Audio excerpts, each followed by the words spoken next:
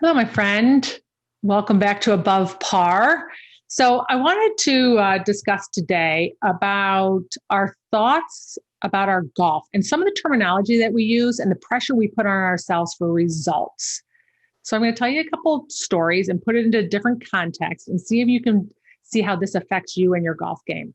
So, one thing I think in golf that we use vocabulary that is not very good for our golf esteem, I like to call it, right? Is just out of habit that we categorize things as good and bad. Those are probably the big ones, right? Good shot, good round, bad round. We don't really have much in between, right? So to speak, right? So anytime you're hitting a shot and you're calling it either good or bad. That was a good shot. That was a bad shot. That was just okay. That's not very good. That was horrible, right? There's so many adjectives on it that make us feel good and make us not feel so good. So whenever we're out there playing golf and we're putting the pressure on ourselves to hit a good shot, we want to hit a good shot because it feels good to hit a good shot. When we hit a bad shot and we say, I hit a bad shot, we don't feel so great. I first heard this phrase, good shot, good person, bad shot, bad person, from Billy Harmon. And so my friend Jamie and I were playing mini tours and we would hang out in Rochester, New York at Oak Hill. I took lessons. Well, my dad was a golf pro, played in a lot of pro events with Craig Harmon, who was at Oak Hill. And he sent me to him, kind of outgrew my dad at one point, and he sent me to take lessons with Craig. So I hung out at Oak Hill in Rochester a lot with Jamie. She was a member there. So Craig's brother, Billy, who caddied for Jay Haas, was at the golf course a lot. And he would see my particular emotional roller coaster when I was out competing. I would have good days and bad days. You could see it in my face. Like I'd have a good round, I'd be happy. I'd have a bad round, I'd not be happy. And he would make the comment, good shot, good person, and bad shot, bad person. And then he'd walk away. Right. And I would sit there and I go, good shot, good person, bad shot, bad person. Right. Good shot. I would repeat it in my head. I'm like, I knew it was like hitting a mark with me, but I couldn't get my head around it. I'm like, wait, what did he really mean? Wait, come back. Like, wait, explain that to me. I said, I think you're right on something, but I don't know how to shift it or change it. And this is the difference. I think it was like good shot. I like myself. Bad shot. I don't like myself. I hate myself. Or as my mom would say, that's a strong word. So I dislike myself, right? So good shot. Right. I like myself. Bad shot. I don't like myself, right? I'm angry at myself. I'm mad at myself. Not that I'm bad or good, because I always like, I'm a pretty good person. So that part didn't resonate with me. But this is really what happens. A lot of times when we hit a bad shot, we're upset with ourselves, right? Especially since we label it being a bad shot or a good shot. What happens though, is we end up putting so much pressure on ourselves to hit good shots that, by the way, we get to define what is good and not so good, right? We get to define what is bad. It's totally subjective, right? There is no barometer for this or way to gauge it or measure it. It's totally up to you. You took a beginning golfer, then they could hit a golf shot and be totally ecstatic. I remember when I started teaching, I had just come off playing for a living and I started helping people with their game. And I had a beginner golfer and she hit a driver up in the air. And I think literally it may have gone 60 yards. And I kind of gave like puppy dog eyes. I'm like, oh, like, I'm like, so sorry. And she goes, that's the best shot I've ever hit. I had to totally change the way that I looked at golf from that standpoint, because I was like, and where people got pleasure from golf, because she was ecstatic, right? So how we define good and bad is totally subjective. We get to define it. But when we make good shots mean that we are a good person, or that it's an opportunity for us to like ourselves or love ourselves or be kind to ourselves, it puts so much pressure on our performance. So now we're standing over the golf ball. And if we hit a bad shot, that means that we're not going to be so happy with ourselves and we're going to beat the crap out of ourselves. That's a lot of pressure. That's a lot of pressure. This is like, I'm going to feel crappy if I hit a bad shot. If I hit it over there to the left of the green, or if I hit in the bunker, that's an opportunity for me to talk really badly to myself and feel crappy. So then when we have that as a way of judging ourselves on our performance, it ends up putting so much more pressure on each shot.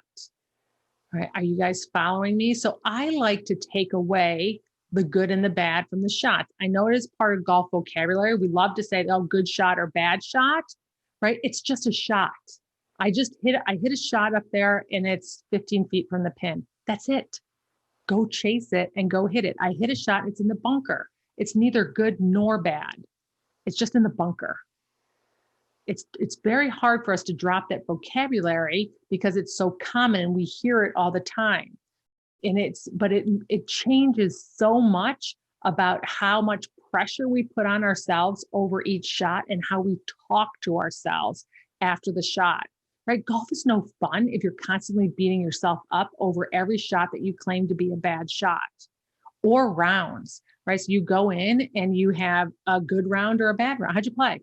Horrible, right? Terrible. It was bad. I hated it. It was right. We feel bad when we say that. It feels crappy.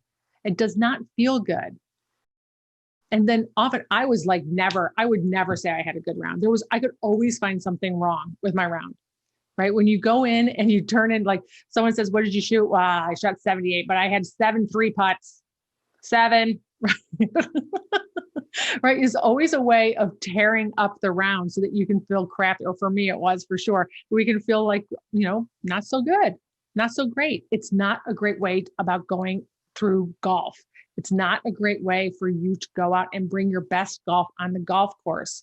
What I would love for you to try and do is go out and go on a little vocabulary diet, right? So you're gonna go out there and try and play golf without calling any shot good or bad or great or terrible or any of those. Just call it what it is. It's on the green 10 feet. It's in the bunker. How'd you hit it? It's over there, on the left in the rough. Now you have a chip. How'd you hit the chip? I left myself 6 feet.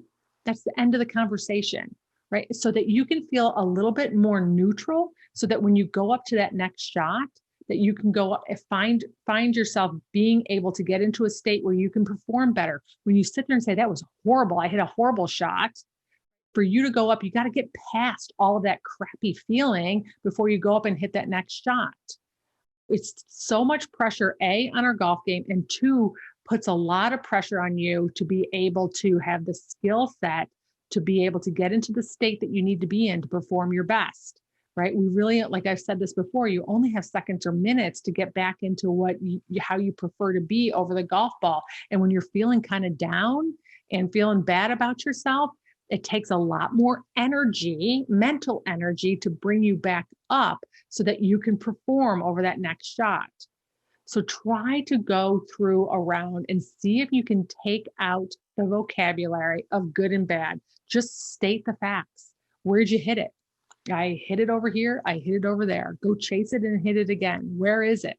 State it that way so that you can come up with a little bit more of a neutral feeling throughout that round. So you're not having the ups and downs of the emotions when you're playing golf. So that's easier for you. It saves your brain a lot of energy, and it's easier for you to get into a state that you like. Also, after you play, just state your score. No story behind it, no good or bad. You just shot a number. I remember I played in a tournament. I'm going to leave names and places out of this one. I played in a tournament and I asked the pro, it was a very difficult golf course. And I asked the pro, I said, how'd you play? And he said, 83. And just looked at me in the eyes, 83. No face change in facial expression, nothing. And it was almost an awkward silence as I was waiting for an explanation, which is what we typically do after we play around. Well, it was 83, but I hit it, out of bounds 4 times. And I stubbed my toe, and, again, we got slow play, and then the wind kicked up and the temperature dropped, right? We have all these stories about what happened, right? And he just looked at me. It was just 83. Like, it wasn't good or bad. It was just what it is. It was just 83. And then he said something about something he had to do and walked away. It was really quite amazing to me. Like, to the point, like I said, it was almost a little bit awkward, but it was so good, right? He didn't judge himself on his round. It wasn't good or bad. It wasn't great. He wasn't embarrassed. It was just a number. So when we put the pressure on ourselves too, when you think about it, to play a score or sorry, to shoot a score where we'll feel good at, like, what's your number? I had people that I coached that would tell me that if they shot below 80, they were happy. If they shot above 80, they were not happy, right? Like, think about that. Do you do that? Do you have a number? Like, if you're below that, you feel pretty good about it. If it's above it, you're not so great. I'm going to tell you, mine was 77. I just thought 76 looked so much better than 77. I was like, 76, it's okay. Like, that's like pretty close to being decent. 77, oh, horrible, right? It makes really no sense, does it? Because it's just a shot. It doesn't really matter here or there. But I'm going to be happy if I shoot under this, like, imaginary number that I picked that's totally subjective, that I have all these thoughts about, and above it, I'm not going to be happy.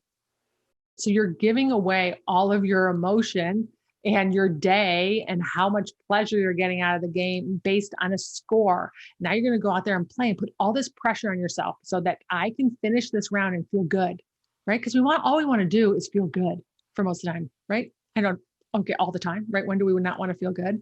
We just want to go through life feeling good. We play golf because we want to feel good about playing golf, right? We want to score well because it feels good. But we do so many things during a round that gets in the way of you even scoring well, even if you have the talent. And this is one of them, by putting pressure on your results, by trying to force a result so that you can feel good about your result. Now, I'm going to take this to an extreme. And if you're a parent listening to me and you have kids playing, you can just kind of get a bigger picture on this. So a lot of times juniors will think that I need to play well so that my parents love me and like me and are proud of me, right? If I make a par here, or if I make a birdie here, or if I shoot this number, my parents will be happy, right? We do this to ourselves, but if you can imagine the pressure that junior has to be able to perform so that their parents would be proud of them, is not too dissimilar than what you do to yourself. But it's okay for us to beat ourselves up in the sense that, because we do this so often just by nature, right? But I just want parents, if you are listening, to just be very conscious that that is a lot of times what your kids are thinking, especially when they get results based. It's because they want to shoot a number so that they feel good, but they also want to shoot a number so that someone else is happy. And it's a very, very difficult way for you to perform your best on the golf course. So go out there, try and take some of the vocabulary, the good and the bad, those adjectives out of the game, just describe it as it is. And when you get off the golf course, just announce your number. There's no story behind it, no number of 3 putts or mistakes or penalties you had. It's just a number. All right. Good luck. You got this. Talk to you next week.